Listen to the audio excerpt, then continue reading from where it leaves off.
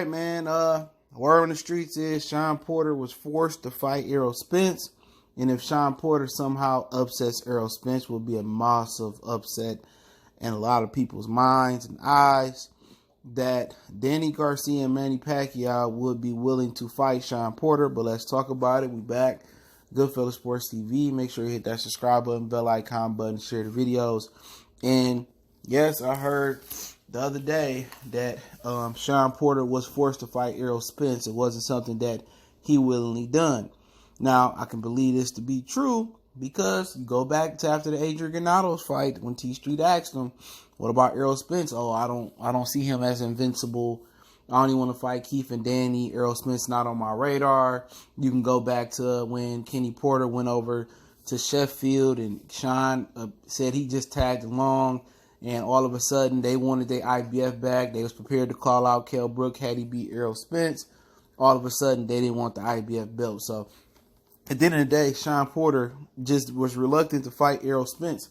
And in a lot of people's minds, that boogeyman mystique around Errol Spence, similar to Gennady Golovkin, that makes the fans and the media believe that they're more fearful and more proven than given credit for.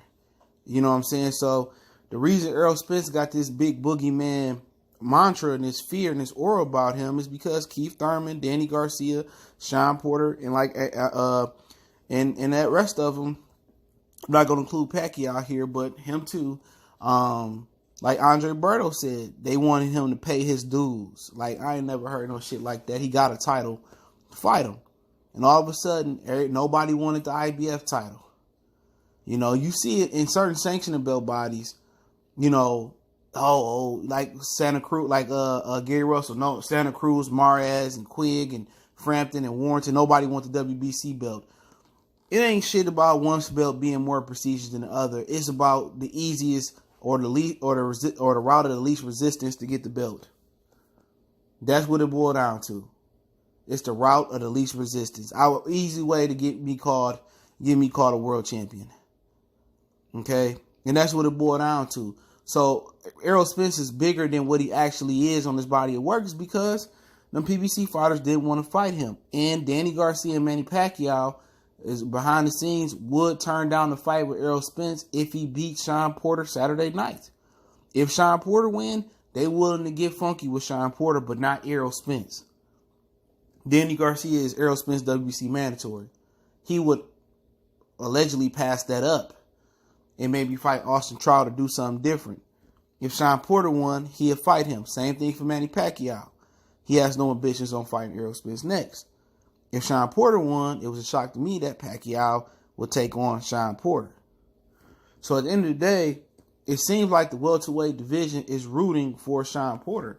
But Shawn Porter willingly didn't step up in this obligation. He didn't really step up.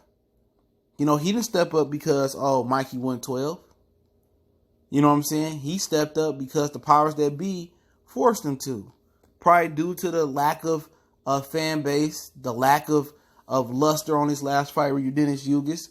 And really when he fought Danny Garcia, Garcia was the draw. You know, I just wish they start forcing the rest of their stars to start fighting a little bit more. Keith Thurman should have already fought Errol Spence.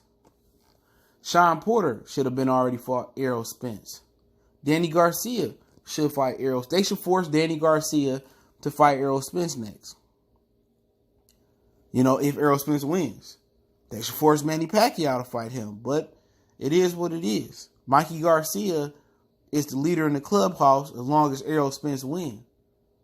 So, in my opinion, it seems like the Premier Boxing Champions really believe Errol Spence is Thanos. You know, they all rooting for Shawn Porter to get the victory, and they all willing to jump in with Shawn Porter. Keith Thurman, my hand ain't that fucked up. I'm ready to come back. All these dudes would be willing to fight Shawn Porter if Errol Spence win. That leads me to believe this fight might not be competitive. I think it's going to be competitive on paper, but the fear in everybody's actions and not fighting Errol Spence. Like, they legitimately hoping Shawn Porter pulls off the upset of the year. Other than Andy Ruiz over AJ. But they hoping he pulls off this upset. They're hoping. They praying. You know, they praying Shawn Porter can do the impossible, what they can't do. It's a real fear around Errol Spence. It ain't a situation where Errol Spence, like Gennady Golovkin, ain't paying. He offering Peter Quillen $500,000 when Peter Quillen got offered $1 million to fight an older Winky Wright. It ain't even that situation. These dudes didn't want to fight him back then. They don't want to fight him while he hot. They don't want to fight him from one title. They don't want to fight him from two titles. Shawn Porter has been forced to take this fight. And it's sad. But we wish they forced more people to take the fight. Like they said about Adrian Broner. They forced him to fight Shawn Porter. But like I said, if this fight is close before in another video, don't be surprised if Shawn Porter get the nod. It seemed like a lot of people rooting for Shawn Porter to win. And don't forget the Ohio connection. Al Heyman is from Cleveland. His brother Bobby Heyman fought Sugar Ray Leonard in the pro. He from Cleveland. You want to know why Adrian Broner keep getting the paydays? He from Cleveland. You want to know why Rasheed Warren keep getting the title shot? He from Ohio. Or Adrian Broner from Ohio, from Cincinnati. You want to know why Robbie Shaw Jr. keep being in the mix and getting solid fights? He from Ohio. He from Toledo. So that Ohio connection, man, y'all sleeping on it, man. Al Heyman dude for them Ohio boys. And them is dudes. So don't forget Shawn Porter from Akron/Cleveland. So it's just some food for thought for y'all guys to think on. But don't forget, we on Facebook, Instagram, Twitter. Reach out to the email. If you got business, question, inquiry, sponsorship, or video requests, keep sharing the videos. I appreciate the love, support, man. I really do. If you want to make a donation, the link's in the description. Best way to donate, just share the video. I do appreciate that. And check out our boxing playlist. We got welterweight, rumors, and we got NBA, NFL as well, too. One time for the one time. Goodfellas Sports TV. We go.